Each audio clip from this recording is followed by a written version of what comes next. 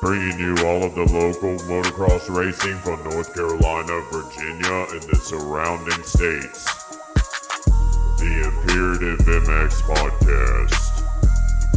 Here's another episode. And we're back and ready to rip here on the Imperative MX Podcast, episode number 8. And man, we're glad to be back for another week and another episode. We're bringing you all of the local motocross action from North Carolina, Virginia, and the surrounding states.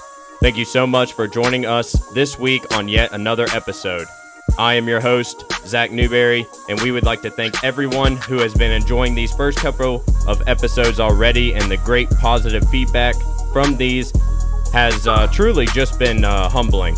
If you have not yet checked out any of the other past episodes, do yourself a favor and check them out after this one, which is now available everywhere: Apple, Spotify, Amazon Music, YouTube, Pandora, Listen Notes, and pretty much anywhere you get your podcast nowadays. It is fantastic to see the support from the local community in the sport of motocross, and I want to thank you, the listeners, for tuning in this week here on the Imperative MX Podcast. We had the week off last week, and we have a lot to talk about when it comes to local motocross racing, all the way to professional and everything in between. With that, there are a good amount of talking points to chat about in this episode. We're bringing back the local legend segment by calling up 15-time Loretta Lynn national champion Kevin Walker and speaking with him about his long racing career, how his injury healing process is coming along, and much more from Kevin Walker here later. Then, after Kevin, we will call up MotoX-FI's owner, Shawn Dutton. It is a GPS tracker to discuss really the security option of that GPS tracker for your dirt bike or any of your off-road vehicle, which is a really big topic right now within the local motocross scene, with a ton of bikes that have been gotten stolen here recently, and we'll talk more about that throughout this pod. We also have local motocross racing talk, of course, with upcoming racing schedules, answering your social media questions, and so much more in episode number 8 of the Imperative MX Podcast here. Make sure to check us out by searching up Imperative MX on Instagram, Facebook, and our popular TikTok channel if you have already not done so. We hit the milestone of 25,000 followers on TikTok, and honestly, that is so wild and awesome, all really at the same time. Crazy what we've done in just 9 months, and this is just the beginning. So thank you guys so much for supporting Imperative MX and myself on all of our platforms, from Instagram, where we just hit 2,000 followers earlier this morning, actually. Facebook with over 1.1 thousand followers. YouTube has over 225 plus followers now. So really, just thank you guys so much for all of the support on each platform. And don't forget to check out imperativemx.com when you get a chance. I will be doing a lot more updates and posting a lot more up on the imperativemx.com website in 2023. So make sure to be on the lookout for that. But before we go any further, we have to say thank you to all of the sponsors on board here on the Imperative MX Podcast: West Virginia Motorsports, FXR, Silver Valley MX Park, Hydropower, Dirt Industries Custom Graphics, and man, we'll get into each of these awesome companies here in just a bit. So make sure you support the ones that support the sport, like these companies helping us out with this podcast each and every week. But helping me break down all of the talking points for tonight's podcast, the highly likable and your District 29 2011 C-Class champion, also a proud father to that beautiful little baby girl, Heavy D. What's up, brother? What is going on, bro? Man, we were back. We had an off week last week for circumstances that were out of everybody's control, even myself. But man, we're back, and I'm ready to talk about racing, and I know you are. Oh, bro, it's been a minute. Like you say, it was a few circumstances out of our hands, of course. But hey, it's a blessing to be back. That's all I can say. Absolutely, and Man, it has been honestly super wild in the local motocross scene, especially when it comes to Dreamville. I went to that race, and I was there on Saturday for the Noah Shipwash Memorial Race, and I gotta say, when I got there Saturday morning, I could not believe my eyes. You messaged me and let me know what was going on, but when I got there, Mason Thompson and his family, his bikes were gone, and and there was two other families that had their motorcycles that were taken away from them the night before, and most of those bikes that were taken were kids' bikes, and honestly, man, that broke my heart, Heavy D. Uh, Dude, that sucks so bad. And it's like, I don't, it's never right to steal anything, bro, at all. But the kids do, like, come on, like, kids, they just out there trying to have fun. And that was like a special weekend for a bunch of those kids. I know Mason for sure. Oh, absolutely. And that's just so wrong, dude. That's not even right. Like, I mean, what did those kids ever do to anybody? Nothing at all. Like, it just, not even them in general, just anybody. Like, that wasn't right. And I mean, I know it's the word's out, and you got the whole moto community looking out, but that was some bullshit. Excuse my French. But it was. Yeah, no, yeah, you didn't. It's crazy, man. I couldn't believe it, and all I could do is try to be there as much as I could for them. And I rode also there, my Suzuki, and the Banana. And man, I had fun. I hadn't been to that track since the very first race they ever had at Wide Open, when it was called Wide Open back in the day, and that's where I broke my collarbone, and I actually never went back there ever again. Not for that reason, but just because it was actually a little bit farther south for us where we lived at in North Carolina. But it was cool to go back there, but I hate to see what happened there, and especially for Mason, because Noah was such an important person to Mason, and for that to happen on the weekend of the Memorial Race, I mean, I know he had to be gutted. Oh, just, I mean, the crazy thing is, and Or just the other kid, the other families too. I'm not just saying just Mason, but man, I know it hit him harder than maybe the other kids' families because of the sentimental value that was going on at the race. man, what's crazy is I even when I was there, and I was there for a couple years, and it ain't the track. It's not even. I'm not even gonna say it's the track's fault, because it's not. And I just want to clarify that, because the thing is, as far as I can remember, nothing has ever been stolen from that place, ever. Yeah. So, like, man, it's some inside stuff going on, because one, it was Mason's dad's bike it was a 450, and it was the only big bike that got stolen, if I'm not mistaken. And the rest were all 65s and the 110. So Absolutely. you think 7 65s, a 110, and a 450. That was, I mean, man, they're scoping that out, because, like, what are the odds on a Friday night, knowing those kids were supposed to race on Saturday for that big 65 race, because they did race Sunday, but that big 65 race they had after practice on Saturday. So, I mean, like, come on, like, the odds, like, it's definitely some inside job stuff going on. Absolutely. And it's honestly unbelievable. Mason was able to still ride the day. There was a kid out there that allowed, the parents allowed him to still be able to go out there and ride on, ride out there. And also, there was a memorial lap. And if you guys saw on the Instagram account, imperativemx.com, we put up a video. Matty Silva, who is a local legend, really, in his own right, from the North Carolina area, put Mason onto the bike and let that 450 sing for Noah coming over the finish line. And I know that hit people pretty hard. And there was a lot of support there for Noah, Heavy D.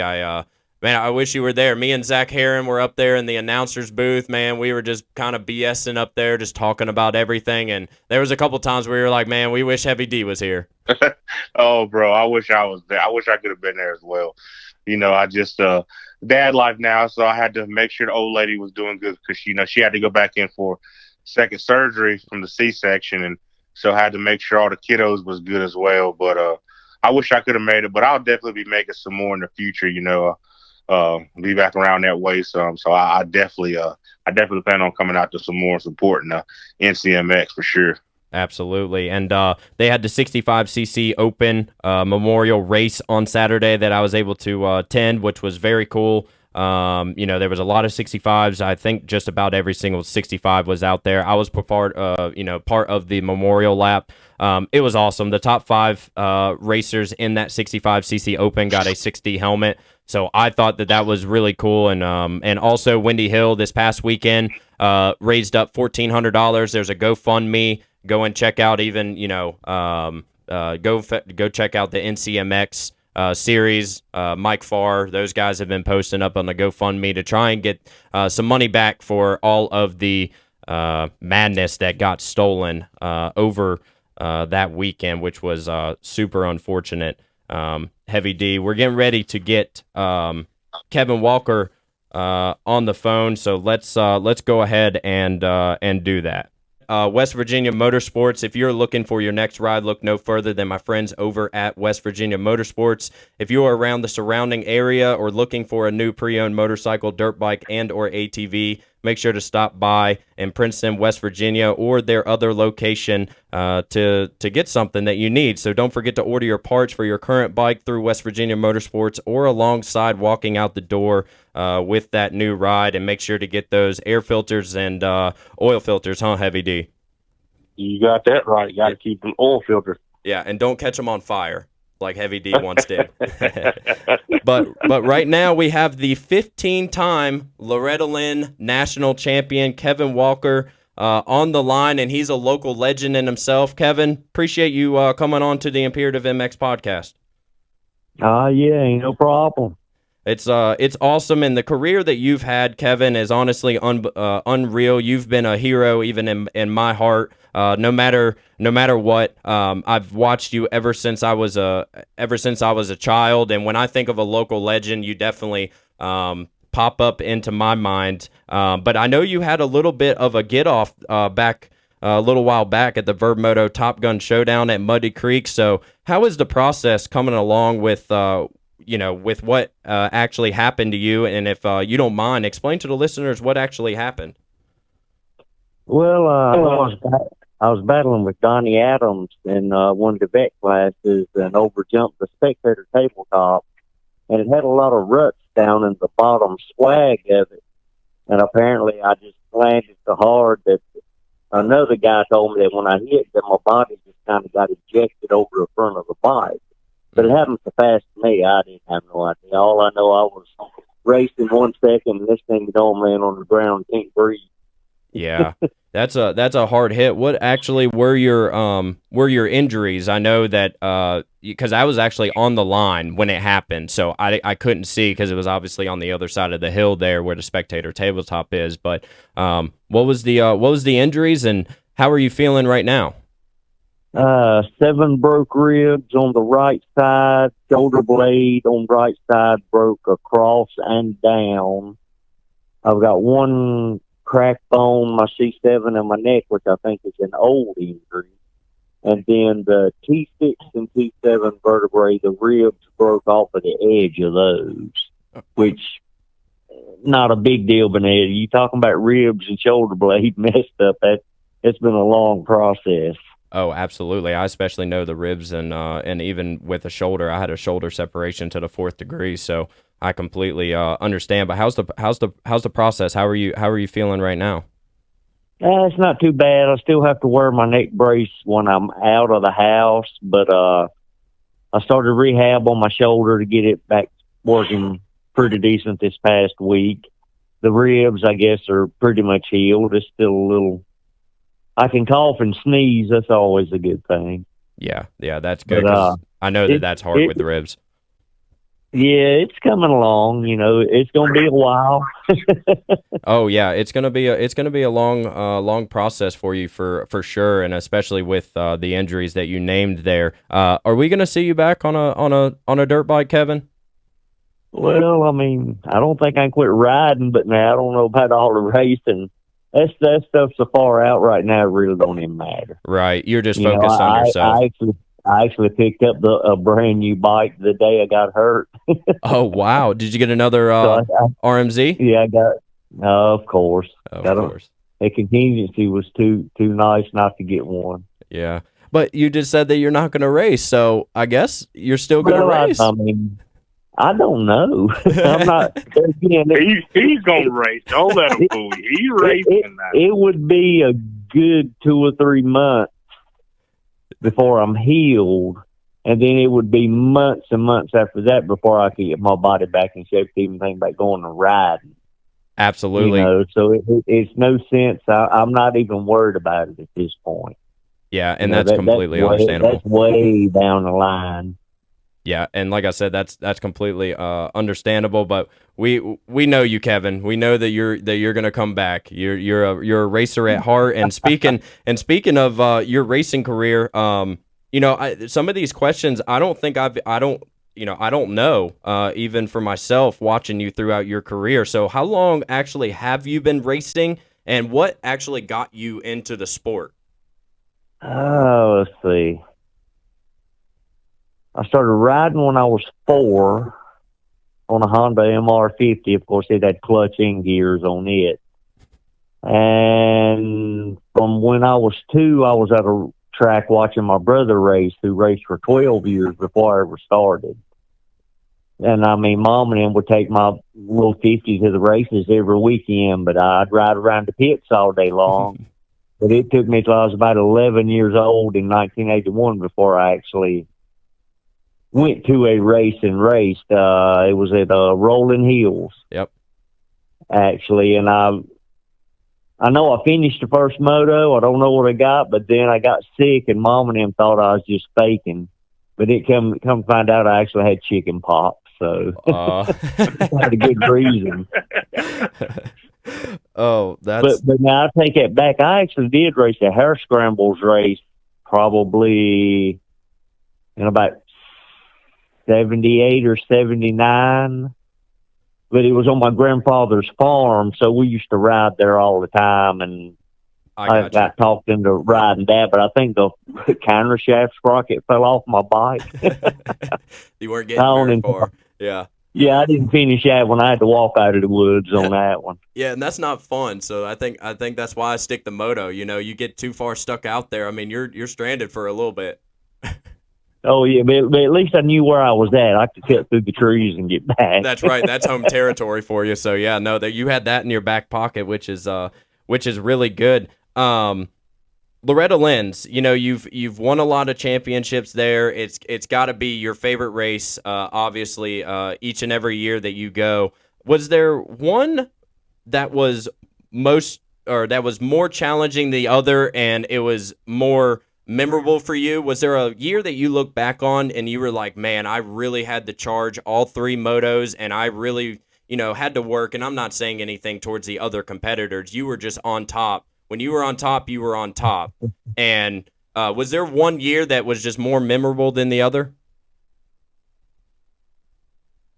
I don't know. Not really. I mean, each one has some kind of unique, crazy thing that happens. I mean, probably the most unique one, I had my gas cap fall off one moto. I think it was one of my first motos of the week. I think it might have been plus 30 class, and I made about 2 laps and was leading by like 10 seconds. Went over the finish line jumps, and all of a sudden I felt wetness. So I went over the tunnel jump, and gas splashed all over me again. So I just pulled over, took my gloves off, and I remember Davey Coombs running down there with it in his hand. It must have fell off like right up where the flags were at. Oh my goodness! And he brought it down to me, but then he threw it on the ground and he said, I can't hand it to you. Oh yeah, that's right. Yeah. But I mean, by the time I threw it back on, I didn't even put my gloves back on. I think I come back to maybe 13th. Oh wow. Or something, but I mean, it blistered my hands up, and there's been quite a few years that you weigh fast enough to win the class and you don't win any of them. Right. And then there's been other years that I went that I wasn't the fastest one there, but I have ended up winning. Right. And do you think probably Go ahead. Sorry. Go ahead. Oh, no, I was going to say probably the one that is more cool than most of them was in 1987 in B class. I think I went 3-4-4 for fourth overall in 125B mod. I mean, we had people like Emig and John Kitch. Yep. I don't know. I mean, I could see the picture of it where, you know, all of us are standing up on stage. Because back then, almost everybody stayed for the awards. I mean, you'd have like 20-some people up on the stage at one time. Right. You know, and then my mom would take pictures. And I mean, I got pictures of all of us just standing up there holding the stuff that we got. And I mean, you can go down the list of people that's there, and it's just crazy. Yeah, and you looking... know, vet classes, it was just a little different because, you know, you didn't have as many fast people. Right. Lined up at one race. You got about 4 or 5 people that could win or get top 5, and then it's a big space. Right. So the B class deal was actually pretty cool, I thought.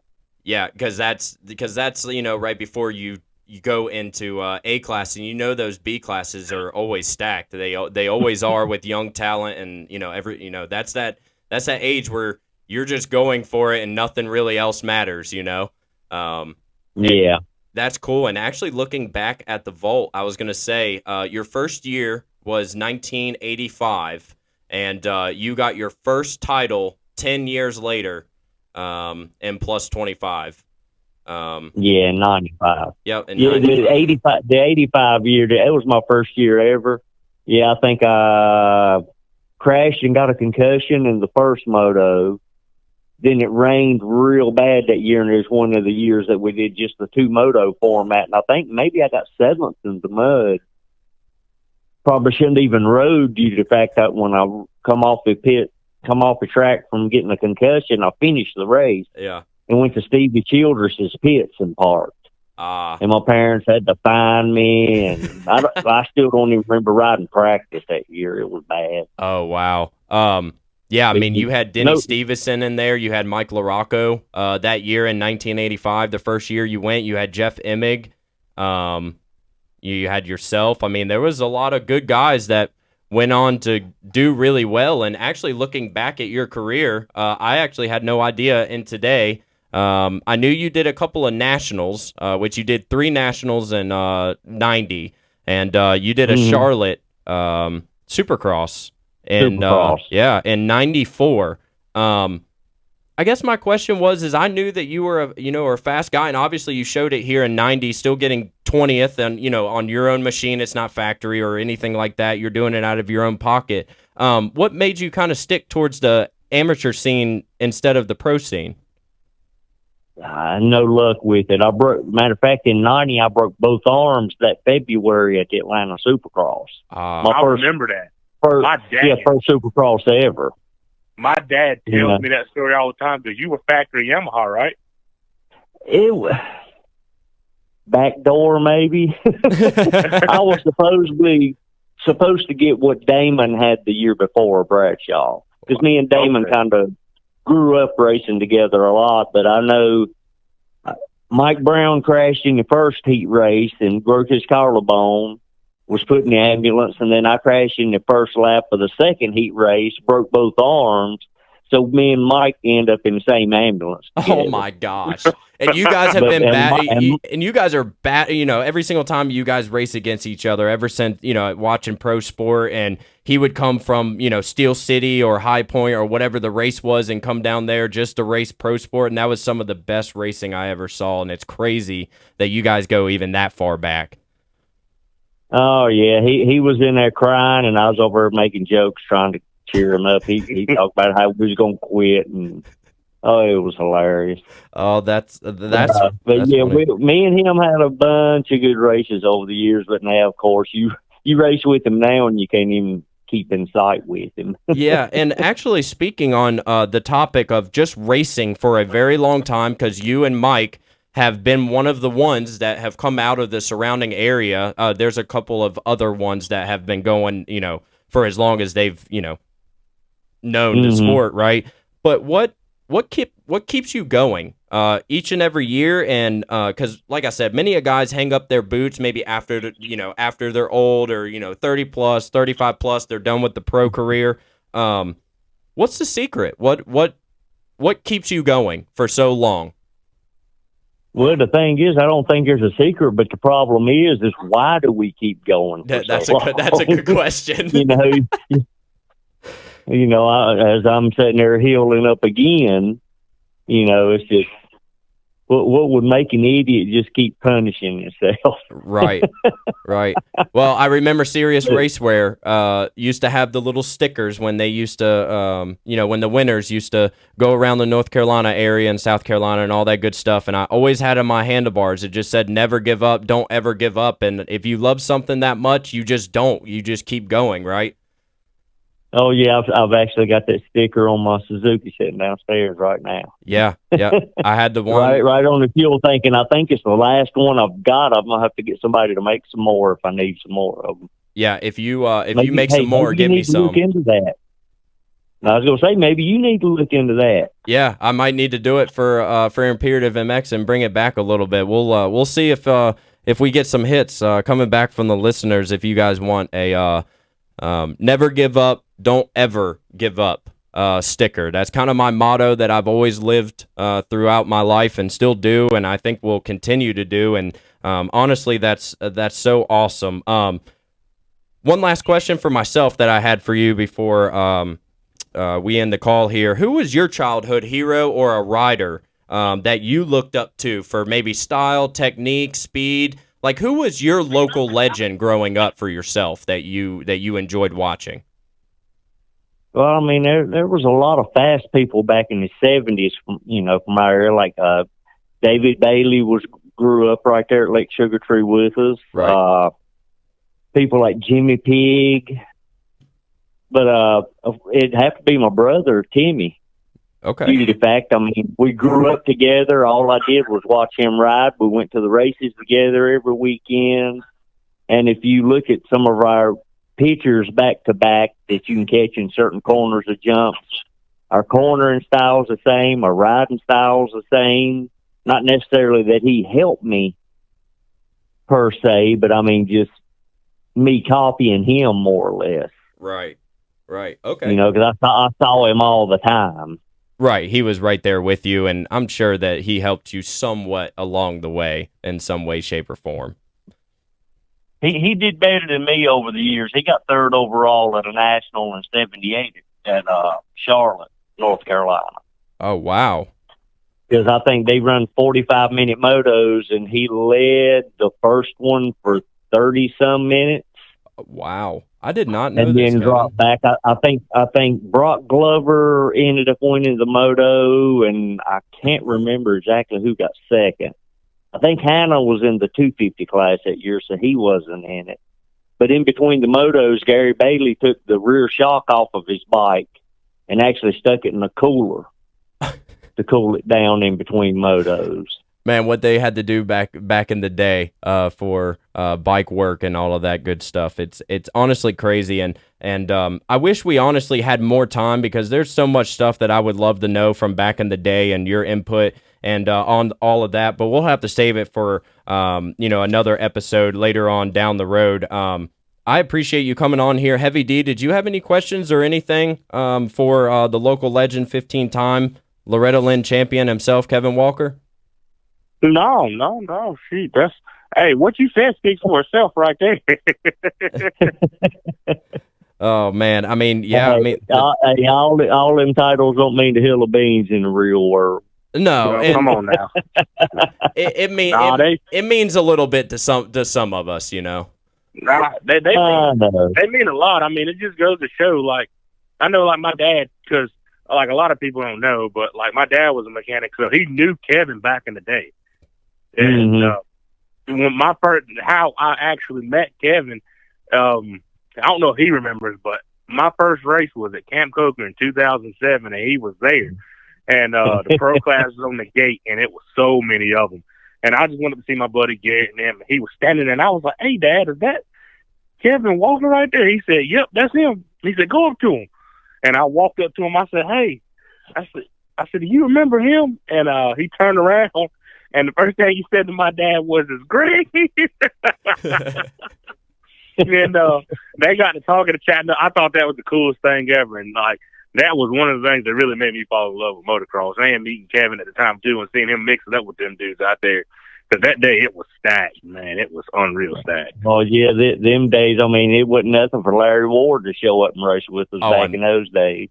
Yeah, the four-stroke nationals at like at Birch Creek and stuff. Larry Ward and all. I mean, yeah, it was crazy what was happening back in the day, and we're trying to get it back to that point. Myself and Heavy D, and it's awesome that that you were able to come on to the Imperative MX podcast. And man, when we catch back up in the future, we got to get you back on here, and hopefully we see you out at the races. And glad that you're doing well, Kevin. Appreciate you for doing this. I appreciate it. Just whenever you need me, holler at me. All right, buddy. Sounds good. Appreciate you. Y'all have a good evening. All right, buddy. All right, bye. Bye. And man, that was good to hear from the 15-time Loretta Lynn champion Kevin Walker, huh, Heavy D? Oh man, it's always good to hear from K-Dub. Oh, absolutely, absolutely. And speaking of local legend, normally we do an older generation local legend himself, Kevin Walker. We did on this episode here, and we also do a new local legend, which is a rider that is coming up that is just balls fast, and we believe that he gets some credit and some talking points here. So local legend, new Heavy D. I'm gonna let you take the reins on this one. You got one for this episode? Yeah, dude. Actually, I do, and I've been wanting to do him for several episodes now. But it's been a little hard. Not actually. I'm gonna say that it ain't been hard. We just had so many other candidates, and we've been to some other races as well. Right. But this kid I like because he's only been racing for a couple years now, about 2. But this past year they did it like full-fledged local scene wise. But they went around to a lot of the big local races. I mean, Verb Classic, and a lot of races here, Kathy's, and the whole Carolina Outlaw Series plus the Elite Series. Any races over here on the East Coast, they mainly hit. And the kid, dude, he rips it up. He races what's the his 50 name? class, Easton Reeves. Okay. And I like him. His dad's a mechanic there out of Travelers Rest, South Carolina. But the kid, man, rips. You watch him, he's got that grit, dude. It's like the littlest dude out there and the most quiet, but he's just got that fire. He's got that fire to him. Yep. Man, he's got that fire to him. And he races P-Dubs, juniors, and seniors. Oh wow, he does all 3. Yeah, he's like Kevin Walker. Instead of all of the age classes, he's doing all the small bike classes. Yeah, he gets it in on all of them, and little kid throws down, dude. It's like you watch him. I'm like, man, he's another one of those kids that's coming out of the South, and it just goes to show, we got so many fast kids over here on the East Coast, and he's one of the ones that's next in line. Absolutely. If they go, which I think that they may push for, his dad's not super hard on them. They just love racing. Right. Good folks just love racing. So I think they just give kids. They just want to give the kids the best opportunities, just like any other parent would. Absolutely. And I spoke to his dad a while back, and I was like, man, y'all, if y'all let him, he'll go somewhere because he gets down. Little man don't play. He said, "Little man don't play." He's there to play games, or not play any games. He's there ready to go. It's also Washington, man, because the tiniest little dude out there. But when he gets on the gas and on that 50, dude. Is it like a Yamaha 450 just ripping his arms off, but he's still going for it? Oh, dude, he is on there and he is letting that thing sing. Yeah, he's letting it sing. I'm talking no remorse for that little 50. He's got the smallest kid, but the biggest heart. Oh, absolutely. Oh, smallest kid, biggest heart. That is awesome. That's Man, it is crazy that we have a lot of kids that are from around the, Tennessee, Maryland, Virginia, North Carolina, South Carolina, Georgia, man, there is so many fast kids that don't get spoken about, and that's what we try to do here on the Imperative MX podcast, especially with the local legend segment, and Easton definitely gets it this week for his small stature, but big heart on that 50cc, Heavy D. Oh, absolutely.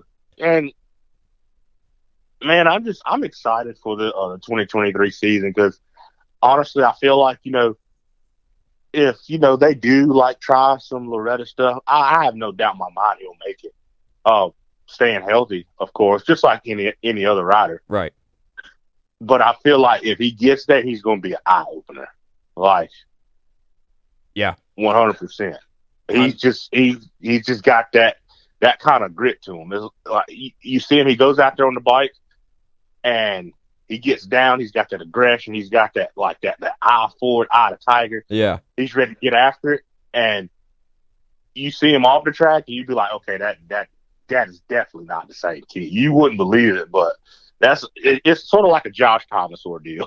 Right. Like you look at him walk, you be like, ain't no way he's right there. Yeah.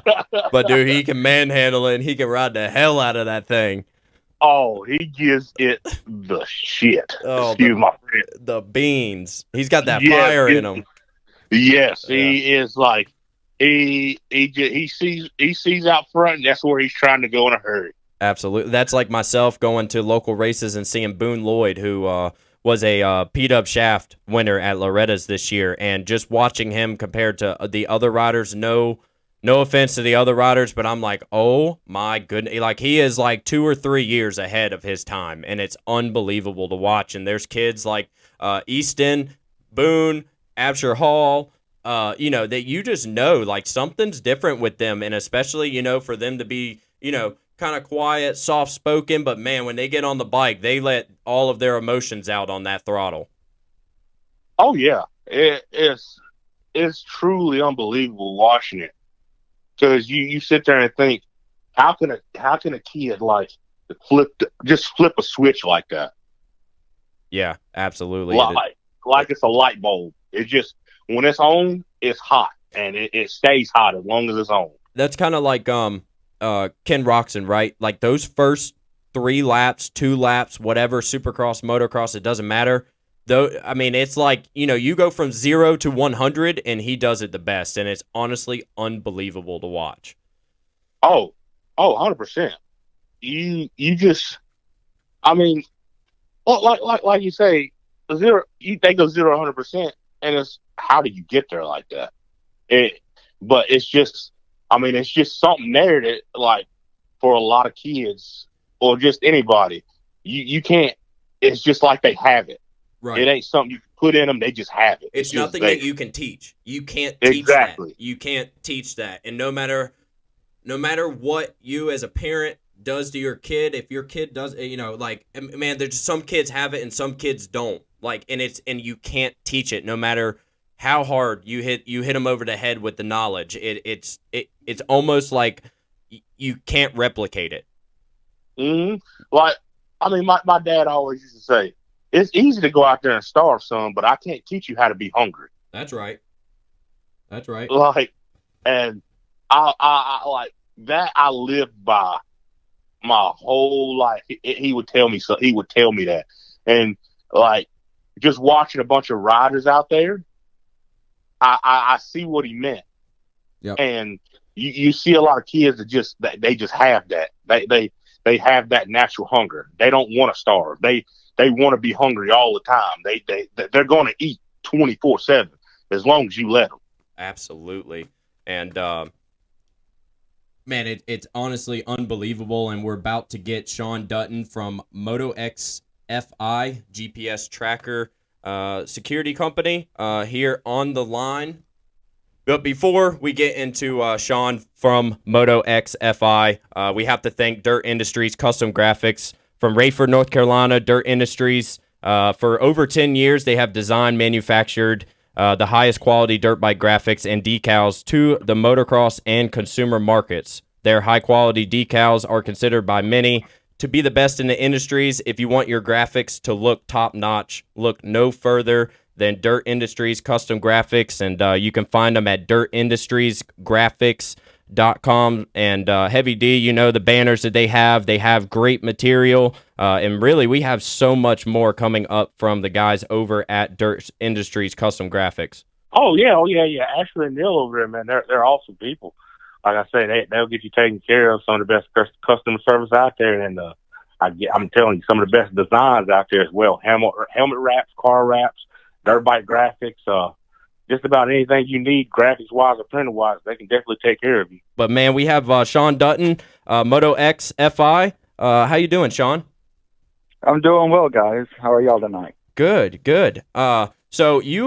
So there has been a lot that has been going on in the local motocross scene with motorcycles and different things being stolen. And you're a new company on the verge with a GPS tracker. And tell me a little bit about that. What is MotoX-FI, and what made you start on this journey? Yeah, so MotoX-FI is a GPS tracker that we've been testing for about the last year and trying to find the best technology to help our motocross family protect their assets. It's a tracker. We have multiple different versions of it that goes on the bike. You can set it up to send alerts. You can use geofencing, so if it moves outside of a certain area, your phone gets alerted. And then it also helps you pinpoint where the bike is actually at. So if you happen to have your bike stolen, you know exactly where it's going. You can watch the map. We have the software for tracking, and you can watch the map, and it'll tell you exactly the route it's going, what speed it's going at, and so it'll help you for recovery mode. That's awesome, and honestly, that's something that that as soon as I saw somebody actually commented on something and brought your company up, and I looked into it, and I had a motorcycle that was stolen right as soon as COVID hit in 2020, and I wish that I would have invested into one of the GPS trackers. But now, the listeners, myself, Heavy D, anybody that has a motorcycle can now get these. And man, they're looking at the website. It seems like they are, affordable, and there's different options. So tell me, how does that work? The different, trackers that you have, there's different options. And honestly, they're very affordable for even the average person. Yeah, so that's what we wanted. We wanted to be able to give our customers, our family members, motocross is a family, and we don't want to take advantage of our family. And so we were looking and testing to find different types of trackers that, it all depends on the battery life. We have multiple versions. There's some real small ones that last, 2-3 weeks before you have to recharge it. So, during bike maintenance, when you're changing the oil, you could pull the tracker out, put it on the charger for an hour, throw it back in, the air box, or, attach it under the seat. And then we have other ones that are much larger that, last 6-7 months before it needs to be recharged. And we also working on a version for, like the 4-stroke big bikes that have electric starts that have batteries in them that you can actually, run off the bike battery, so you never have to worry about recharging the battery. Yeah, that's and so, a good idea. We were looking at these different cost factors, and the biggest cost is the cellular connectivity and the software to actually do the tracking. And so we've been looking and trying to keep that price down. It's a monthly subscription. We're looking at anywhere from about $7 a month to just trying to keep that price down. So, we're not hurting everyone's pocketbook. And that's our main goal. Right. And I mean, even at a $5,000 motorcycle to a $14,000 motorcycles that some of these are running to, I mean, realistically, looking at the website, right, you have the light version, which is $70, and you have the mini, which is $60. It's got the 20-day battery life, like you said. Whenever you're doing general bike maintenance, just take it off, put it on the charger. And then you have the All-Track XL that is only $100 plus if you're talking about the subscription fee of $7 a month. I mean, I think I think that that's good enough to save your assets, especially with something, in a sport that you love. And I think this is something that people need to, have eventually on their motorcycles. And I believe that that's the reason why you, created MotoX-FI. That's correct. And the biggest thing that we're looking towards is, we get a lot of questions about what's difference between you and, say, like air tags, right? We're looking to be a deterrent. We don't want your bike stolen. Our ultimate goal is to give you a product that if the bike gets nudged or, they start to pick it up to move it, there's an alarm that goes off on your phone that notifies you, there's a vibration. Or if it moves outside that, that restricted area that has been moved. And, air tags that give you that ability, right? They're more of a recovery mode. Right. And honestly, it's better than nothing, right? Have something on your bike to help you. But if the bike's been stolen and you're trying to recover it, that's going to be the most difficult part. So we're trying to get all our family, protected so that doesn't happen. Absolutely. And securing your shit is the way to do it. That's it. To make sure that this doesn't happen. And for, this reasonable, cost, it's a great option. And I believe even for myself, I went and actually, from where my bike got stolen, and at the house that we have now, I went and bought security cameras to make sure that stuff happens. But realistically, you wouldn't, and at least in my case, I wouldn't need to do that if I had one of these MotoX-FI trackers. I wouldn't have to worry about it with, especially with the subscription to the software, to knowing everything, the alarm on the phone. It seems like you guys have it figured out, and seems like this is something that people need to get a hold of pretty quickly. I agree. And, my background is technology. My main focus and, work is around technology. Gotcha. So I'm always looking for newer and better technology and trying to bring that into the motocross industry. And that's what we decided, to create MotoX-FI, is to bring new technology to help, in any way that we can. And so, like our next step and our next product is, as you mentioned, home security systems, right? Right. They're a big deterrent. If you have a sign up in your yard that's saying, protected by this home security system, the average person that might be looking to break in is going to say, okay, that one has something, oh, that one doesn't, I'm going to that one. So we're developing a product now that we can put into RVs and cargo trailers that runs off batteries that last, longer than the 8 hours that a home security system would last on a battery, right? This is going to be a product that could last 6 months to a year before you just got to replace the batteries.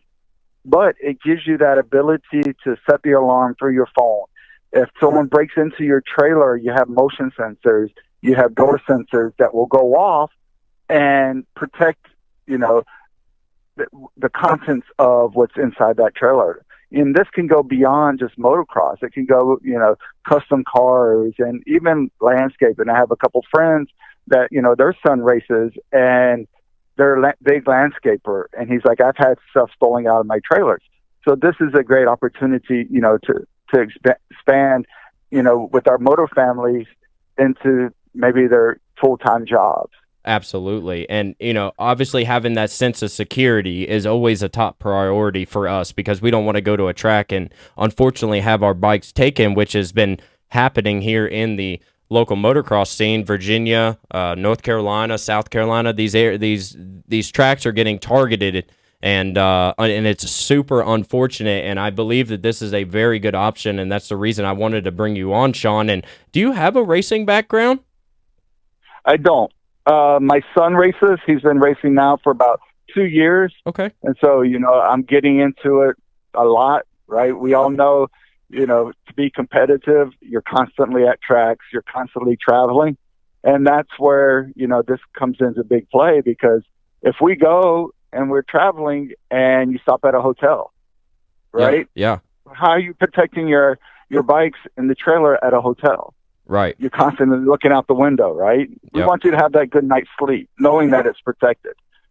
Yeah, that sense of security. You definitely want that. Instead of having to haul because I've raced arena cross in the stadiums up and down the East Coast when I was little, and man, we had to bring the bikes into the hotel sometimes, and that's a pain in the rear end sometimes. And if I had one of your products back then, it would have helped out a whole lot, and it's awesome to see what you're doing. I appreciate it. Heavy D, did you have anything to comment on making sure that we secure all of our stuff here? I mean, it's a big topic in the sport right now for sure. No, it definitely is, and I mean, it's cool because, I mean, what's crazy? I don't want to make it sound bad, but like I didn't know about the MotoX-FI until these bikes got stolen. Right. So, I mean, I'm not saying it's a good thing because it's not. It's never a good thing if somebody's stuff gets stolen. But Understood. At the same time, I think it's a good way that this gets out there so more people know because, I mean, you shouldn't have to go to a track. And like I said, it's not track's fault. Everybody had their stuff secured. I don't think it's anybody's fault, but you got guys out there. Well, like I always tell my parents, like, if they're going to steal something, they're going to find a way to get it one way or another. If they want that stuff. And so it's good. It's kind of good, like, we're on this topic so more people know about this and people can actually spend the money because, in my opinion, if you go spend $14,000, $100 for a device and $7 a month is going to save you from having to spend another $15,000 if you get a bike stolen trying to replace it. Absolutely. It's just another subscription to something to watch on TV, right? But it's securing your stuff, and I believe that that's way more important. And I see where this, I mean, probably within the next couple of weeks or so, I'm going to have to get one for myself so I have that sense of security on, my RMZ 450 and my 110 that I have just to make sure, I have that extra sense of security just because my bike has gotten stolen and it seems like it's happening a lot nowadays. And honestly, your products, the things that you are doing, you're a dad, that was in the sport, that had no background in the sport from what I'm getting to. And you wanted to secure your stuff and you're willing to help out other, racers and, anybody else that is looking to secure their stuff. And that just proves how big the motocross community truly, truly is, and that everybody looks after everybody. And honestly, there's not another sport like it. 100% agree. I grew up playing baseball, and you didn't have this type of family atmosphere, in that sport, right? You had your team, but your competitors are your family in motocross, right? My son's best friends he sees them a lot more at the tracks than he has friends at school. Right. Because, they know what the grind is that they go through, training and, the competition, and they love it. And so I'm happy to be part of it. Yeah, and it's awesome. Like I said, it's really cool that what you have done and what you have created, and I hope this podcast helps your business out because I believe it is a great product, and I believe that securing your shit is very, very important, especially in this sport when we spend a lot of money from the motorhome to the trailer to the trucks to bikes, accessories, all of this stuff. And things are happening nowadays. 2022 is crazy, out there in the world. And we want to make sure that all of our stuff is secure, so we are racing and riding on the weekends. And we don't want none of that to be taken away. And honestly, Shawn, it's awesome. I appreciate you so much for coming on here. That's Shawn Dutton, owner of MotoX-FI. And make sure to go and check them out. It's MotoXFI.com. And social media, Shawn, same thing? Same thing on Instagram and Facebook. Awesome. That's really cool. And Shawn, like I said, it's awesome. Heavy D, anything else for Shawn here? Oh, no, are you related to anybody at the Dutton Ranch? I wish. That would be awesome. Oh, man. All right, Shawn. At this point, I think I would love to have Beth on my side. So. But guys, I appreciate the time and helping me get this product out there. Yeah, no, it's honestly not a problem, and we'll be talking here in the future, Shawn. I appreciate it. Thank you very much. Sounds good. Thanks, guys. Thank you. It was really cool to hear from Shawn Dutton, obviously the owner of MotoX-FI. Sorry, his products, what he's doing for the sport. He's a dad that came into the sport, didn't know nothing, had a baseball background, and he's willing to help out people with his technology background to help all of us make sure that we have a sense of security. And honestly, I congratulate him on that, and I will 100% be getting one and making a YouTube video on how it works, the software, so that it will help everybody out. So it was awesome to hear from him, Heavy D. Oh, most definitely.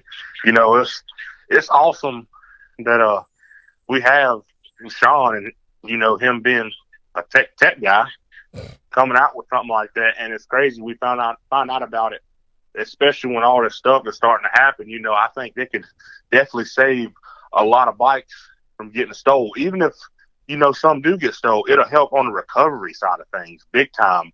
That way it'll slow some of this theft on bikes down because, man, the way it is looking, like Caddies got hit earlier this year.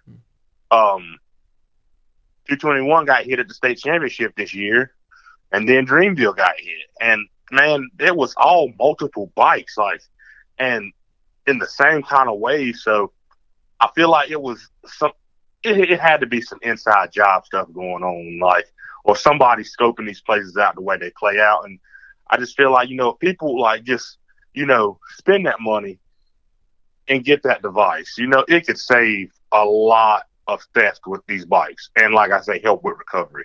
Absolutely. And like I said, there's options from $59.99 all the way up to $99.99 with the $7 subscription.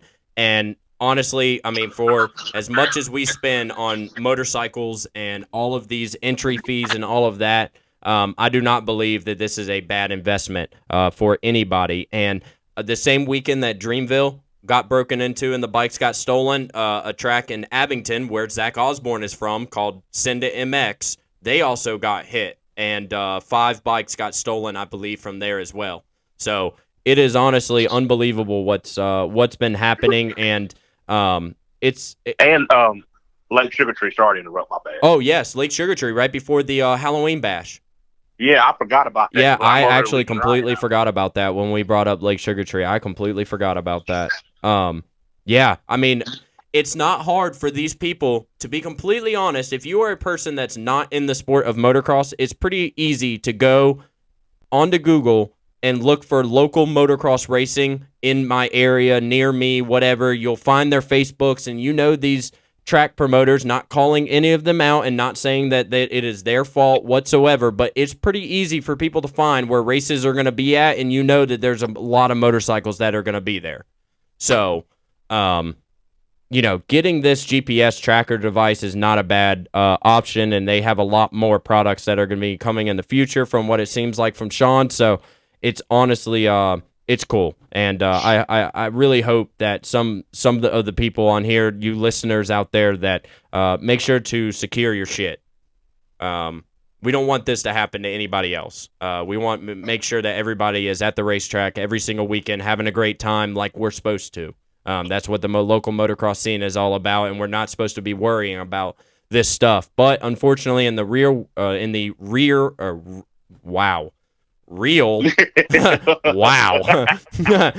the real world, stuff happens, man, and people are ruthless, and this stuff happens. So make sure to secure your shit. Check out MotoX-FI.com. Check out their social medias.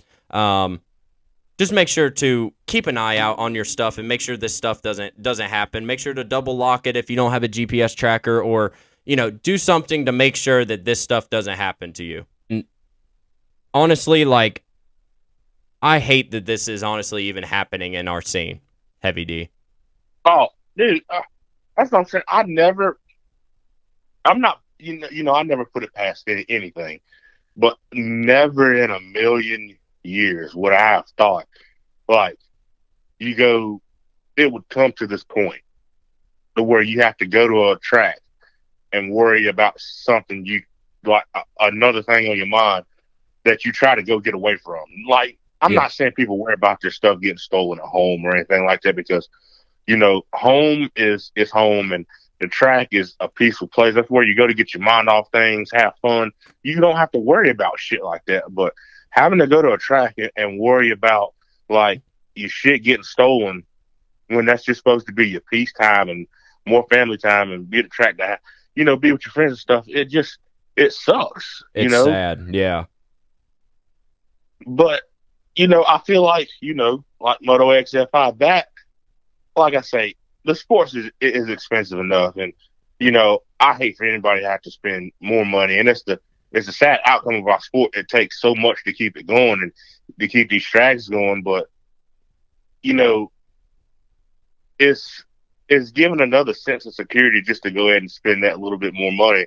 And I don't think people would harp on these tracks as much, because, that's another thing. Like, track owners already get so much, like, criticism on prices and how they run the tracks. And, I feel like a lot of people don't realize what it takes to put on a practice or a race or any of that. Yeah. And for the track owner to have to, worry about other people's stuff as well, I mean, that's just more added pressure and, more expense they would have to charge. So I feel like if people, like, actually take the time, go to, MotoX-FI and, to Mr. Shawn Dutton and his business and see what it's about and spend that money and, and get these devices for their bikes, it would help everybody out just as much. And it'd give so much more sense of security, not only to, the owners of the motorcycles and stuff, but also track owners, so they don't have to worry about somebody coming on their property and stealing, their customer stuff. Right. And just, and they don't want a bad rep on their place.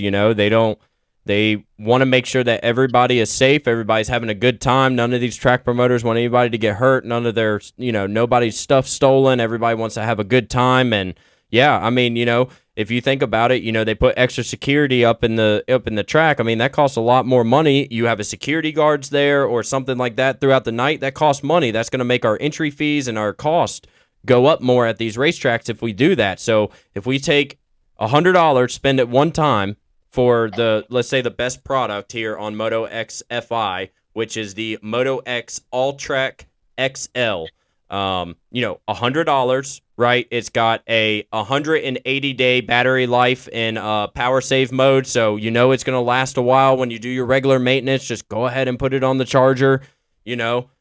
I don't see a reason why why we can't just spend this $100 and $7 a month, just like a TV program or TV, channel, whatever it is, subscription. I believe it's well worth it. Exactly. And you think about it, I would rather, that's literally, if they $7 a month at 12 months and $100 baht, that's only $184 for 1 year. Yeah. The next year it's just $84 a year. Yep. To me, that's worth it. Like, I would rather spend that money than go to the track and them have to up the cost tremendously just to get security there. And still, that's still not even a guaranteed thing. Like I say, like, you can have security on the grounds, but a true thief, like my parents, a true thief is going to find a way to get what they want. Oh, absolutely. No matter what. They're there to do a job, and their job is to steal, and that's how they make their money. That's how they eat, just like an animal. Like, they're going to go out there, they're going to get their stuff so they can eat. So exactly. Make sure to secure your shit. Check out MotoX-FI.com. Check them out on social media. And, man, Christmas is right around the corner, Heavy D. I know because you got little ones at the house. We got dogs here at the house, which are our kids. But, man, FXR, if you need any type of high-performance snow rider wear, it's getting cold out there, to motocross gear, FXR has you covered. The continuing growth of FXR means more selection for you: jackets, jerseys, pants, gloves, snow gear, whatever you need. FXR has you covered. They have a mountain bike line now that I saw the other day, so make sure to go and check them out because they have the best in sizing, fitting, and venting.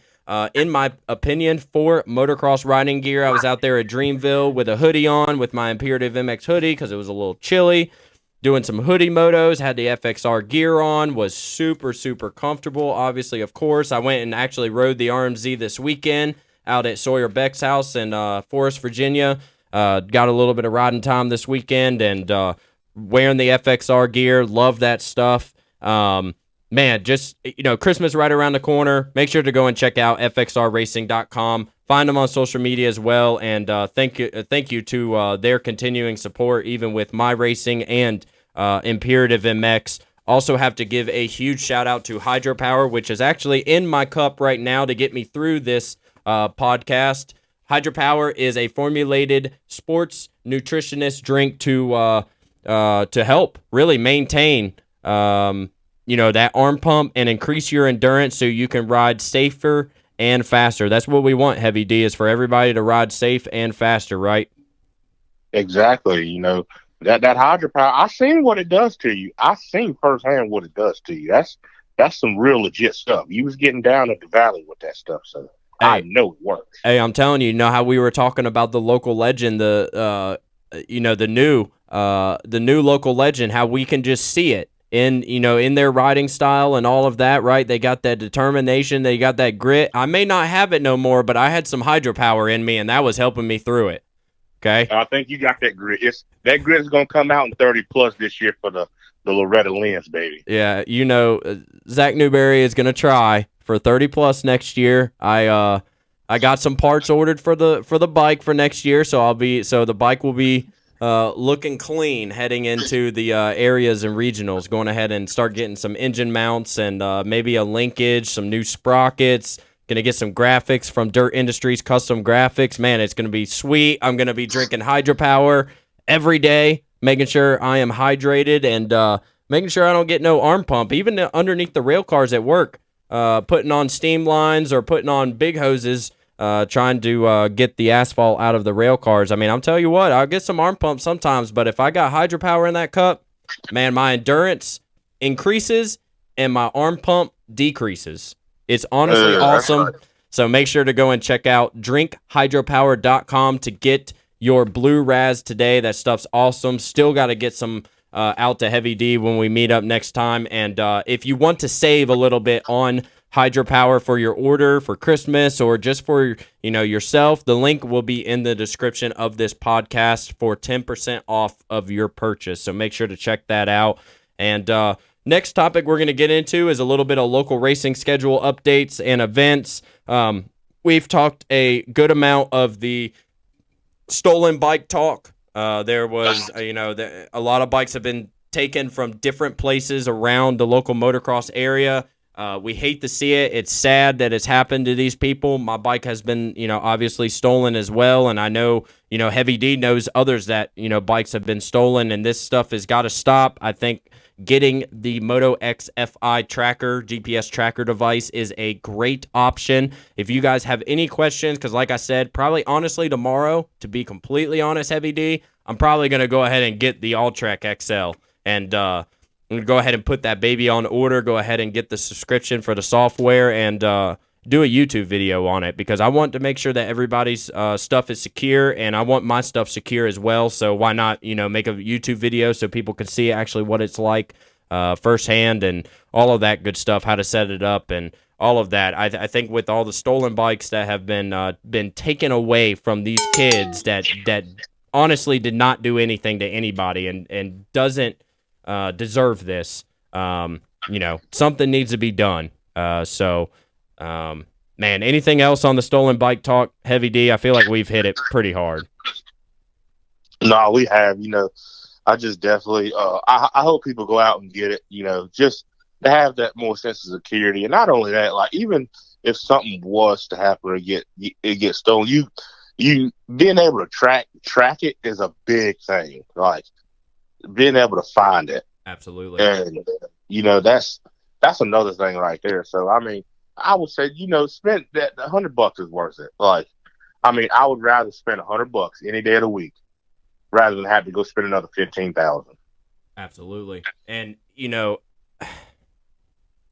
I don't really have anything else on that topic, just because, it's sad. It shouldn't happen, especially in our local motocross scene. Unfortunately, it is happening. We need to make sure that we secure our own stuff and not rely on just us being moto fans and thinking that this is not going to happen, because obviously it's happening and in front of us on, weekends. So make sure to secure your stuff. Local racing, Heavy D, I saw you comment on this, and I agreed 100% with what you said, but the listeners and some of the people that didn't see your comment, racing Saturdays versus Sundays, Heavy D. Oh, yeah. Mm-hmm. So there was a conversation that got started on the Facebook group. I think it's Club in CMX, if I got that right. Talking about why or should we implement Sunday or Saturday racing and Friday practices instead of Sundays, because, some people go to work early, like myself. Like, I can't travel very far for a race on Sunday because I have to be at work at 4 a.m. on Monday morning. And it's very hard for me, especially with the only track I could really do that at is Lake Sugar Tree or Birch Creek, because they're an hour and a half away. But if I go down to North Carolina, let's say like even 421, that's a 2-hour trip for me. Silver Valley, 2.5, 245. So, any of these tracks like Cathy's Creek, there ain't no way I'm making it. That's 4 hours for me. There ain't no way. So I do agree with the Friday. I agree with Saturday racing. I agree with Saturday racing. The thing is, though, is I love the Saturday-Sunday combo just because I've been used to it for all of my life, and I'm just so used to Saturdays being practice and everybody hanging out, everybody has a good time, and then Sunday is when the gate drops and the BS stops, right? So, right. I don't know. I'm kind of up in the air on both. I know it's going to be hard for people to come in on Fridays for practice, obviously, because people work and people got school, but what's your opinion, Heavy D? I'll let you take the floor here for a couple minutes. See, I've always liked, Friday practice, Saturday racing better. Just because Sunday, you have Sunday free to relax, and it's hard to go racing Sunday. I've done it a lot, like, racing, the Ultra Series and like qualifiers and all that other good stuff. You go, like, long weekends like that, you go practice Friday, but most of all, you race sometimes Saturday and Sunday. So, like, if you race on Sunday, you get home late, you got to unload everything, and then you still got to get up early Monday morning. Like, parents would have to go to work, or I'd have to go to school. Yep. It's a lot, and it's hard. Like, it's hard on your body. Like, anything's hard on your body, but like Sundays is just hard all around. Granted, where Saturdays, like, you go race, you done, and then Sunday you got, you sometimes you want to relax. For the people who want to watch football or sports and do that, or go to church, like, you have that for it. I think, and I think I may have said it in that comment section, from a promoting standpoint and running the track standpoint, and also my opinion, like, a lot of them don't do it because, again, it all reverts back to money. And in order to keep these tracks going, like, you got to make money to keep them turning, just like any other business. Unfortunately, like, it's just like the profit margins in motocross are real small, Right. So a lot of them do the Saturday because practice is ultimately, you got people that want to learn the track and ride it and get more familiar with it, but all in all, it helps cover a lot of cost as well for flaggers and ambulances and trophies and just staff in general. So the more people you can get it on Saturday for practice, to get some money, and it helps cover those costs. Whereas Friday, you still got people at work, kids at school. Granted, unless it's in the summertime, that's different. Right. Then it kind of balances itself out. But that's why they do it like that. And I'm sure a lot of track promoters would love to do Friday and Saturday. I know a good amount that does. I'm pretty like Travis Rominger. Yeah. He mainly does Saturday. Right. I think he only does Saturday. For I racing wise, yes, he only does Yeah. Saturday, and that's such a big hit. Yeah, and it is, and I agree. I mean, if all these tracks could do Friday and Saturday, I'm sure they would. But a lot of track owners, they have regular jobs on Friday as well. But for the most part, most of them are actually there trying to prep to get it ready for Saturday and get staff in line. So it's just ironically, it just happens to be a bit harder, unfortunately. Yeah, it's like a double-edged sword. No matter which way you look at it, there's going to be pros and cons to each way you look at it. But all in all, like you said, it is a business, and that's the way that they run the business, and that's the business model that has been working for a really long time. And I'm sure that they're probably they don't want to move it because I'm not speaking on the track promoters themselves, but I'm sure it'd probably be like, man, I don't know, because we're so used to having, let's say, this certain amount of this amount of revenue on Saturday to make sure that Sunday is covered, right? So I understand that, but I saw a comment that was in there that maybe youth racing on Saturday, like let's do practice from, let's say, 8 o'clock, 9 o'clock in the morning until 12, and then race the youth classes maybe. Go ahead and get the youth classes over with. And then maybe Sunday for the amateur, BA, all of those classes. Is that something maybe that could be implemented, or? Could it be? Yes, I say it could be. Would it? I'm going to say no, just because that's more expense. You got to track prep again. Right. If it would be different now if they did youth Saturday and they left the track and just kind of threw water on it, which is, depending on where you are, not calling any tracks. I mean, it could be any, but it could be a bit sketchy doing it like that. But if you did it like that, I think that would work in a sense. But also, I don't like, you got guys that come and practice. If they came and practice Friday, they ain't gonna want to sit around and wait till Sunday because they got a whole day doing nothing. It's just it's way more, cons than pros to that that way. I think. Yeah. In a sense, rather than to just racing on Sunday, Yeah. Which now, if they did it like you were saying, if they did like youth classes first, like from like 8 to 12, if they could time it out right, just to do youth from this time to this time, and then from like 12 to such and such the amateurs, then that would be different, I think. Yeah. I could see that, but at the same time, I mean, there's the vet riders, including myself now, got to get to work early too. So really, I mean, we would kind of be upset about that because I want to get out of there early. I want to be one of the first 10 motos, and most of the time that does not happen, unfortunately, in my case, for 25 plus. But, we're trying to get out of there too, and I know everybody is too. And, if anybody has any recommendations on, opinions on really anything that we have that we've talked about already, just let us know down in the comment section. Send us a email, imperativemx@gmail.com. Like, we want to hear your opinions and your thoughts, and if we think it's a good enough topic and a good enough opinion that it could work, or something to speak about, we'll definitely talk about it on next week's episode. Moving more into local racing schedules, I know right now Lake Sugar Tree Moonlight Series is starting up. And at the beginning of the year at West Craven, they're having their first Pro-Am of the year out there with a big pro purse. I shouldn't say big, but it's a $3,000 pro purse, so it's still good money to go out there and win that. Other than that, do you know of any other races that are coming up here in the next couple of weeks before the beginning of the year?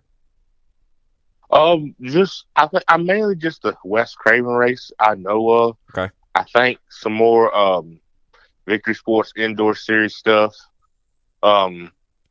but mainly that's about it around these parts. I'm pretty sure of. Yeah, East Bend is done with theirs for a while. I'm sure Cathy's Creek is too for the night racing and all of that good stuff. Top Gun, they're a night track too, right? Yep. NCMP, Birch Creek, everybody's kind of chilling out, and everybody's going into the indoor series, which you got the Victory Sports indoor series. You have the Lake Sugar Tree Moonlight series, so make sure to check them out if you're looking to race within the next couple of weeks before that West Craven race with the big pro person, the in the Pro-Am. I'm sorry. What you laughing at, Heavy D? Oh, speaking of indoors, I don't know if you saw. I seen this. Did you see freaking Taco and Caleb Carter get into it at the Ag Center, like A2? You know, I saw like somewhat of a video, and it looked like Taco, but I couldn't tell if it actually was. What happened? Oh my God! Taco don't leave places very quietly, does he? Dude, I love Taco. He's a funny dude. Me and we're talking about Carlos Short. He races the Arena Cross Series, and honestly, I've been racing him for a very long time. And no matter where we are out on the track, we're in the same class, right? But we always end up like next to each other battling at the Verb Moto Top Gun Showdown. We're in the LCQ, the 450 LCQ, to get into the main, pretty much. And me and him are battling our hearts out in like 6th, 5th place. And bro, we are dogging it. And me and him have had some rubbing his racing for sure a couple of times. And but yeah, what happened, Heavy D? I don't know exactly to the full extent. I know him and Caleb, like, they got into it somewhere. I don't know if, like, Caleb, like, gave him a little nudge or, like, I mean, I know, like, Carl, like, Todd, he usually rubs. He don't care about that. Right. I don't know if, like, he gave him a good bump and yard sailed his ass or what, but they was out there scuffling, and that shit was hilarious. I was like, man, like, it ain't even enough money out here for y'all to be acting like this. I'm telling you, if you guys want some of the best content right now, check out Matt Burkeen on YouTube and check out all of the carnage from these local indoor races. It is honestly, it's so funny, and that's why I love the indoor arena cross, like the farm races, like or the fair races. Oh man, those things are so funny, and honestly, it's just entertainment all the way through. But oh yeah, it is. I mean, I'm not speaking bad on it, but I mean, it's just, I mean, I don't know. Like, both of them, my buddies. I love them both to death. Like, I don't like to see any of them scuffle. I mean, if it happens, it happens. I mean, I'm definitely not gonna shy away from it. But right. I'm just like, dude. Like, for one, the pay ain't even what it used to be in that class. No. Like, I mean, like, or even in that, like, series, it's nowhere near what it used to be, like, the rider-wise, like, no. all the guys, it's not as good as it used to be. Not speaking bad on the series. Right. But, I mean, it's just nowhere near as good as it used to be. And I was just like, and what makes it so bad, I think it was, like, 4 people in there, and they DQ'd Taco. Like, come on. Like, really, there's 4 people in there, like, come on. You gonna knock it down to 3. Yeah. Yeah, so you're gonna make the purse even smaller probably by doing that. Like yeah, I mean, I would just be like, you know what, like, just y'all stay away from each other. I don't give a shit what you just stay away from each other. Yeah. Yeah. Man, I raced arena cross, right? There was times where, you know, I've gotten into scuffles with other people and, you know, things like that. I got DQ'd one time.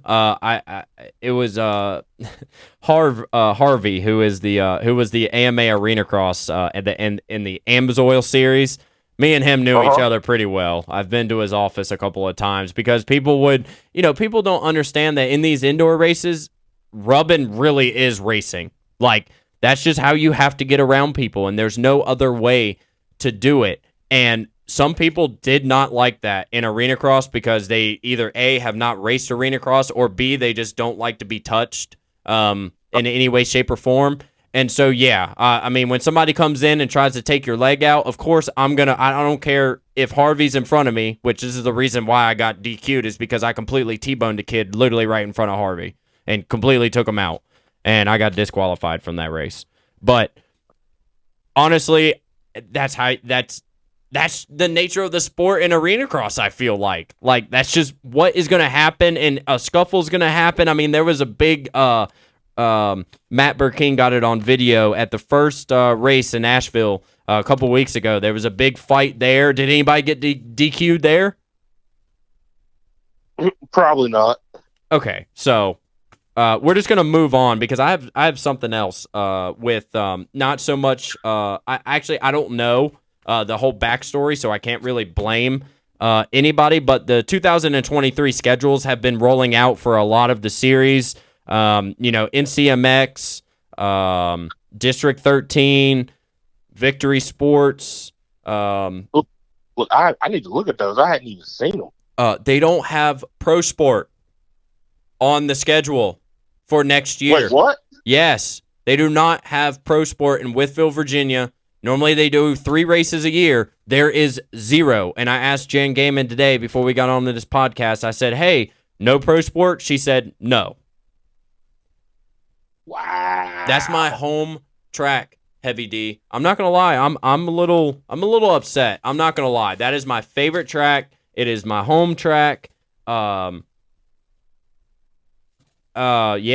And honestly, that track, I would love to talk to the owner, Tam, just about the track in general, because I feel like that track needs to have open practice on the weekends and things like that for the racers that are in this Virginia, Roanoke, Wytheville, Boonesmill, Rocky Mount, like, dude, Hillsville, even like Mount Airy, people from North Carolina, Winston-Salem, like, it's not far for these guys, and it's just another track to ride on the weekend, and I don't understand why they don't have open practice and they only have 3 races a year. I get that it's hard to run a track. I get it. It's on a horse field or a cow field, so they have to do that a majority of the time, but man, now we're not going to have any races, so what's going to happen to the track now? And are they going to even have any more races or what? But I know that Victory Sports, and the only reason I'm bringing this up is because Victory Sports is the only people that promotes or brings a race to Wytheville every single year. So, yeah, I don't know what's going on with that, and hopefully I learn more about it, and hopefully we can not we, because I know I can't change everything, and we can't change everything, but at least we can bring some good talking points up. Like, I think that's a race that needs to be there for a significant number of reasons, and it's sad that it's gone away. Yeah, man, I'm gonna say it. I probably shouldn't, but boy, like I say, when we started this, we both agreed to keep it honest and give our personal opinions the best of our abilities. Yep. Dude, there's so much shady stuff that goes on when they do these scheduling. It's not even funny. Like, I mean, on every side, it's like Victory Sports is the prime series on the East Coast. Right. The prime series. It's the biggest series on the East Coast, where a lot of big names have made a name for themselves coming out of the Mega Series, Ultra Series, Victory Sports Series. Absolutely. And I'm probably going to shoot myself in the foot by saying this. Oh boy. But do I care? I'm not going to lie to you. I really don't. A lot of these tracks, they go through Sam Gannon. And I've been behind the scenes. I hear a lot. And I'm not gonna lie to you. He shafts a bunch of these track promoters. Like, he plays them against each other so badly, it's not even funny. And I hear it so much. Like, that whole pro sport deal, I'm not sure on that. I've heard stuff about it, what goes wrong there, and what they would like to do to make it better, but like, they ain't really got so much say so in it, which I get, it is what it is. But when it comes to the racing part, and like all these schedules came out, and like all these qualifiers and regionals, I don't now when it gets that deep. I don't know. I can admit to that, but I hear so much of where it should be and what's supposed to be like done, so these other tracks can get qualifiers and regionals. Yeah, and it don't even ever happen. And like that main source of power for a lot of these tracks starts right there at Victory Sports to get that. right. And they don't. It's like because it's mighty funny how Muddy Creek they get a regional or qualifier every year. I don't think they've been without a regional or qualifier in years. No. They have something. They have either a youth regional or a amateur regional most of the time, and it's a regional most of the time. Yeah, I completely agree with you. I believe that there are some things that do need to change within scheduling and also helping the track promoters and things like that. I haven't heard very much behind the scenes within the last couple of years, so you have a one up on me on that, but I'm sure within the next year or so, with me going to a lot more races for this Imperative MX podcast, I mean I there's so everybody that wants to have a name in the sport goes through Victory Sports. If you're on this side, it doesn't even matter if you're from Florida or Georgia or New York, Pennsylvania, any of those places that are up there, you're coming down the race at least one Victory Sports race a year at a, if you're at a pro or B or even 60s, 50s, because this is where a lot of the big names come to is Victory Sports. And there's been times in the past where I haven't heard very, good things coming out from the way that they run things. And they've done it for such a long time that I figured out that I would think that a lot of these problems, like I said, I have no hate towards anybody. I'm just saying, just to make the series and everything better, I believe that there are certain changes that could be made to just help everybody. And trust me, I'm not trying to knock Sam. I'm not trying to have any dislike. Like I like the guy, and I'm not blaming him for trying to get his money. He's trying to get paid. Hey, you get your money, dude. But at the same time, I'm looking at it like this: like it shouldn't be the way it is to have to go through him to get these races, right? Through victory, it should not be that way. I mean, to me, it's funky. It's not really right. I mean, and like I said, I feel like how he and people are going to go there regardless. Like they're going to go to Victory Sports, and I'm not trying to tell people to shy away from it by any means. Yeah, but I'm still going to go. So I mean, exactly. Yeah. But I also see we were talking even the subject on time and the whole day ordeal or people getting out late on Sunday. If you notice, I don't know, a lot of people don't pay this no attention, but if you go race a Victory Sports race, I can put it on anything just about. You're out of there by 3:00. Oh, absolutely. Every single time. You're out of there by 3:00. And it's because of he has it down to a science, dude. Like I've watched it. I've seen it with my own eyes. Like people complain about track prep and stuff. It's the reason why. It's how he does it. Right. And I've seen it. He's just got it down to side where you get out there at 3:00. I mean, if that's his way, that's fine. It is something I agree on. No, it's not really it's not my series. Right. I mean, I'm not involved with it. I could disagree with it all day, but at the end of the day, I have nothing involved in it. But that's just like I say. I feel like a lot stems from that, and I think it's tracks out there and series out there that do better track prep wise and stuff. Granted, you may not get out of there at 3:00, but I feel like they do better. So therefore, it shouldn't have to go through them, through Victory Sports, for these other tracks to get something better. Right. Right, because we talk about that we want, something like a local national and, something to to come out of it, right? Like we want something to happen, and Silver Valley is one of the places that we firmly believe that needs to,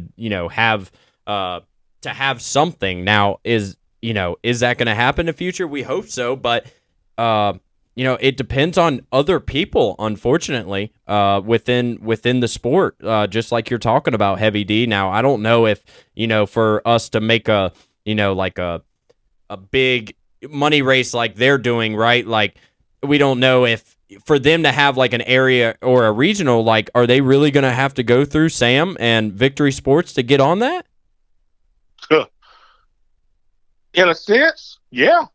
It sounds crazy, but because you think like the promoters, right, or the MX Sports, they're going to probably go to the nearest track that they know, and they're going to be like, hey, what do you guys know about such and such track, blah, blah, blah, blah, blah. They'll go, they'll probably go out there to look at it, right? And then probably call Davey Coombs back or whatever and be like, yeah, this is our, opinion. So that it's the voucher that counts. If they can, it's like who you can get the vouch for you. Like it's who know. If you go and apply like put in for area regional, for them, you get this. The rules, as far as the rule goes, that people don't know about, you're supposed to have an X amount of AMA races before you can get like an area. Right. And you're supposed to have the X amount of area before you can get a regional. Now, technically, that's how it's supposed to be. But before you can get an area, you're supposed to have X amount of AMA races, official AMA races, to get the area.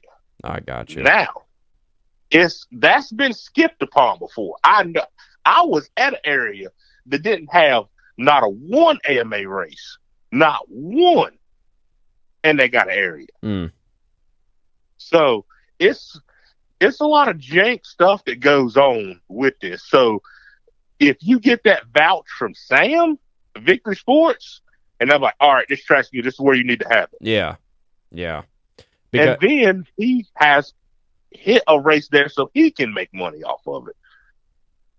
Yeah, because it will be, or because he'll probably bring in like a, he'll have a Victory Sports either Mega Series or Ultra Series race there, right? For, AMA reasons and all of that. He wants to see how it all work and all that good stuff. So I could see it. I mean, we can't hate the guy and we can't hate the series because they've been around for a long time, and I don't think I could ever, because I've won 2 titles. I won a 450 championship A-class, and I won a 250 championship in 2013. That's one of my monumental, small achievements I've made in my racing career, and it's cool to go to Muddy Creek each time and to see my name on the, on the board going in there. A lot of the pros got to see that, which is cool, and there are a lot of things that needs to change. No hate, no nothing towards the series or Sam or Jan or any of the people that work there, but I believe that if we can all come together, the series, everybody come together, either a Zoom meeting or everybody meets at a track or something to talk about what problems are to help out other tracks. Just like us as riders, right? We go there for the motocross community and the support from everybody that's there, right? I believe that the series needs to kind of do what Feld and MX Sports did and come together with other series to make everything better. Instead of just leaving it for one series, unfortunately, to take reins of technically the entire East Coast, if you think about it. Exactly. Or a good amount of it. Yep, and like it ain't no hate. There's no hate to them whatsoever. Yeah. Not trying to badmouth them. It's just the inside of how it works. That's just, unfortunately, that's the sad truth of how this whole ordeal works for these other tracks and what they have to go through to get what he has. Right. And, he had a pro national for 3 or 4 years, so he knows what he's doing, and he's been around the sport for a very, very long time. And this all got brought up because of pro sport.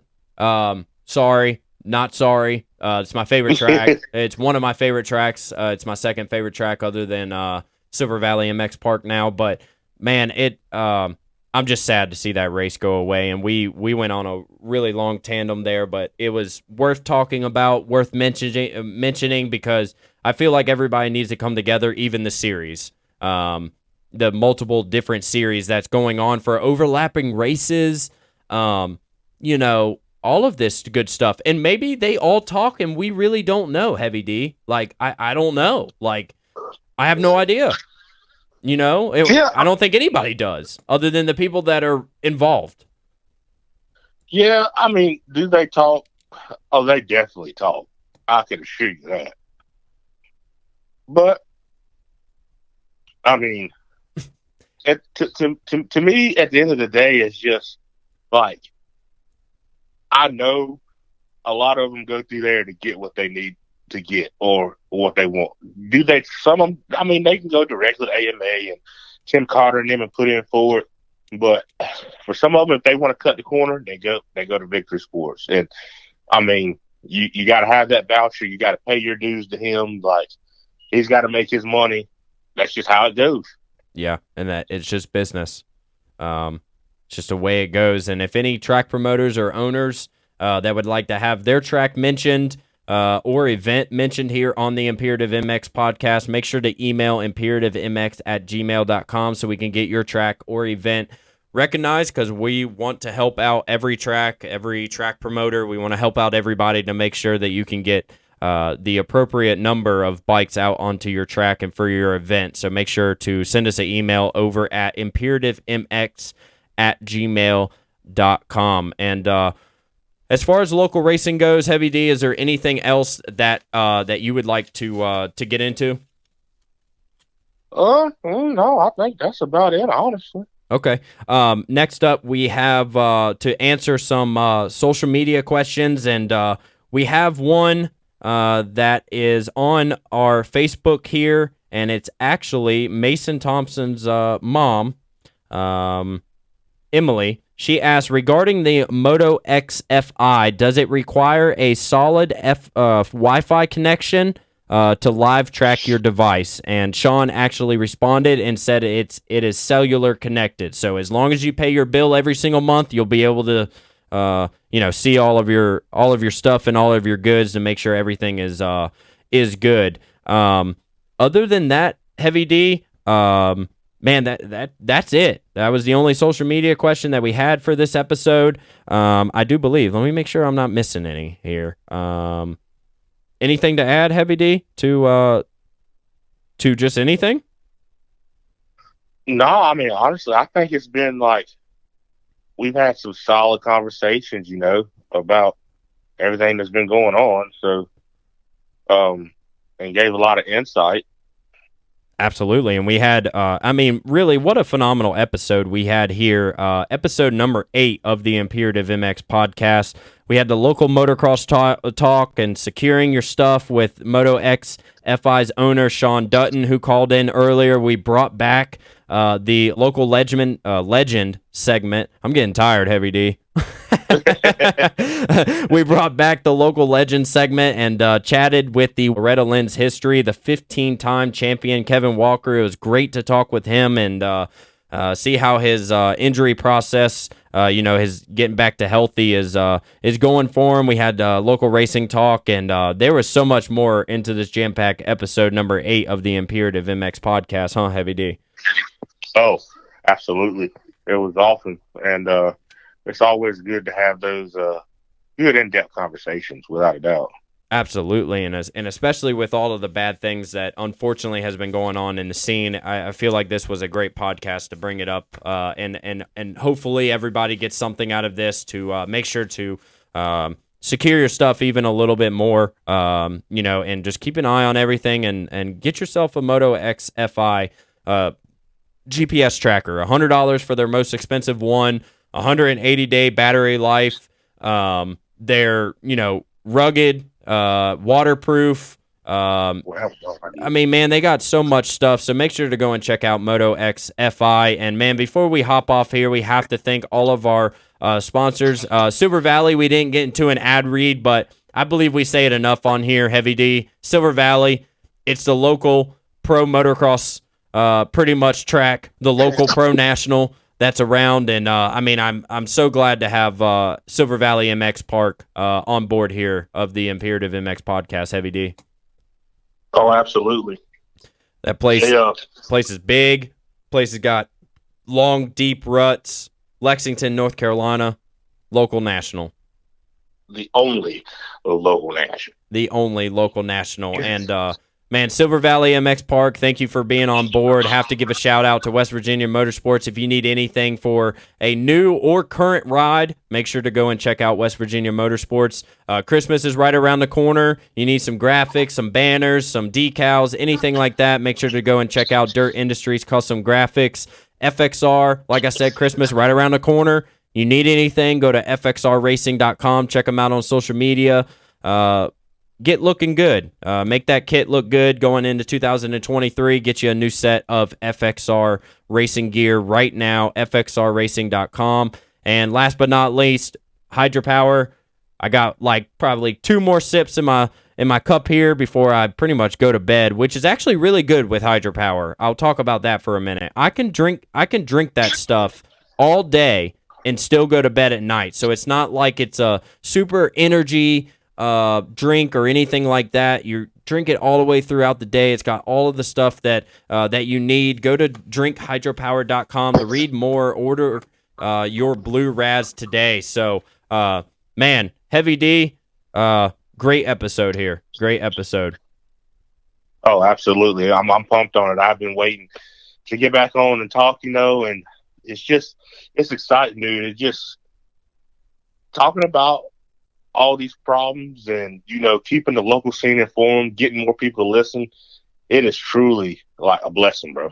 Absolutely. And, I'm glad that you're on board and that this Imperative MX podcast is branching off to so many different people, so many different companies.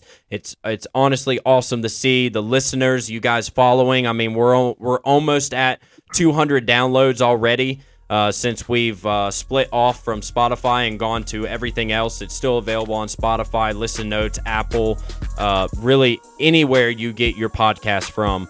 The Imperative MX podcast is there. And so thanks to you all for listening on this week's episode number 8 of the Imperative MX podcast. Follow us on YouTube, Instagram, TikTok, Facebook. Check out the podcast, other episodes, Apple Music, Spotify, and more when you get a chance. But from myself, Zach Newberry, and co-host Heavy D, we're out. See.